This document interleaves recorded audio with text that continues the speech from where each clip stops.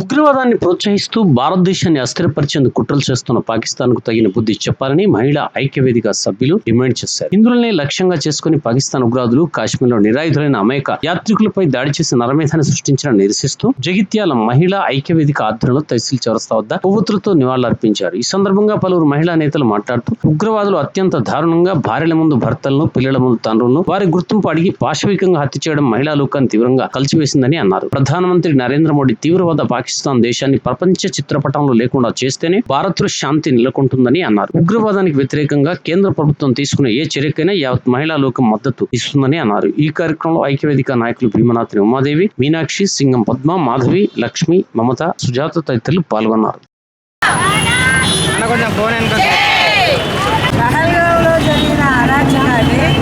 భారతదేశంలో ఉన్నటువంటి ఏ మహిళ కూడా ఒప్పుకోదు. ఇంతవరకు మహిళల్ని మీరు ఇంట్లో మాత్రమే చూశారు. ఇలాంటివి జరిగినాయంటే మేము కూడా రోడ్ల మీదకి వచ్చేస్తాము. ఆ అరాచకాలు జరిపే వాళ్ళని నరికేస్తాము. ప్రసక్తే లేదు. మనకి స్వతంత్రం వచ్చినప్పుడు హిందూ ముస్లిం భాయ్ అన్నారు. హిందువులందరూ సోదరభావంతో వెలిగారు. మరి ఈరోజు ఆ భాయ్ అన్నవాడు ఏం చేస్తున్నాడు, ఎక్కడున్నాడు, ఎంతమందిని చంపుతారు? ఆ చంపిన వాళ్ళల్లో మన భర్తలు ఉండొచ్చు, తండ్రులు ఉండొచ్చు, కొడుకులు ఉండొచ్చు. ఒకరి చేతిలో సావవలసిన అగత్యం మనకేంటి? ఖచ్చితంగా భారతదేశం మొత్తం ఈ ఇష్యూతోటి కదిలి రావాలి. ప్రసక్తే లేదు. ఘటన చాలా బాధాకరం. అది ఏమి తట్టుకోలేని పరిస్థితిలో ఉన్నాం మేము కూడా.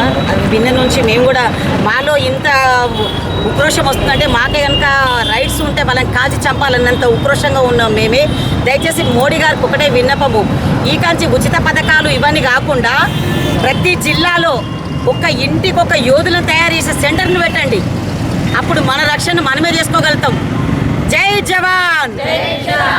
జగిత్యాల మహిళా ఐక్య వేదిక తరపున ఈరోజు ఈ క్యాండిల్ సంతాపం తెలియజేస్తున్నాము. పహల్గామ్లో జరిగిన ఉగ్రవాద దాడిల్లో వాళ్ళు చనిపోయిన వాళ్ళు ఎవరో కాదు, మన సోదరులే అనుకుంటే మనకు బాధ అనిపిస్తుంది. వాళ్ళు ప్రతి ఒక్కరిని నువ్వు ఏంటి అని అడిగి వాళ్ళ ఐడెంటిటీ తీసుకొని చంపారు. ఐడెంటిటీ కార్డ్ లేకపోతే వాళ్ళ బట్టలు తీసి వాళ్ళ ఐడెంటిటీ తీసి నువ్వు హిందువా ముస్లిమా అని అడిగి వాళ్ళని కాల్చి చంపారు.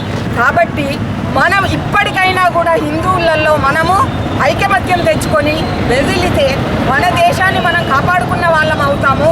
ఈ రకంగా మనం అందరికీ ఒక సందేశాన్ని ఇస్తూ గడప లోపలనే మన కులము, గడప దాటితే మనమందరం హిందువుల పెట్టుకోవాలి అని నా మనవి. ధన్యవాదాలు. నేను ఒక సామాన్య భారతీయ మహిళను.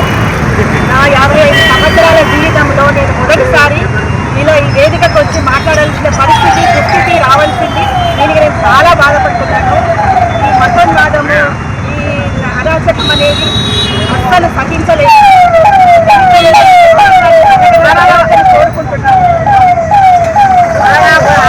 అందరిలాగా కలిసి పట్టుకొని ఒక భార్య ముందు భర్తని, పిల్లల ముందు తండ్రిని చంపడం అనేది ఎంత అరాచకత్వము, ఎంత నీచమైన, ఎంత హేయమైన చర్య అనేది అందరూ గుర్తించాలి. దీన్ని అందరూ ఖండించాలి. మనమందరం మహిళలము దీనికోసం పాటుపడాలి. ఏ రోజైతే వాళ్ళు అక్కడ ఆడవాళ్ళు పోయి మీరు మోడీకి చెప్పుకున్నది అన్నాడు, ఈ రోజు మా మహిళలందరూ తరఫున ఆడవాళ్ళుగా మేము చెప్తున్నాం.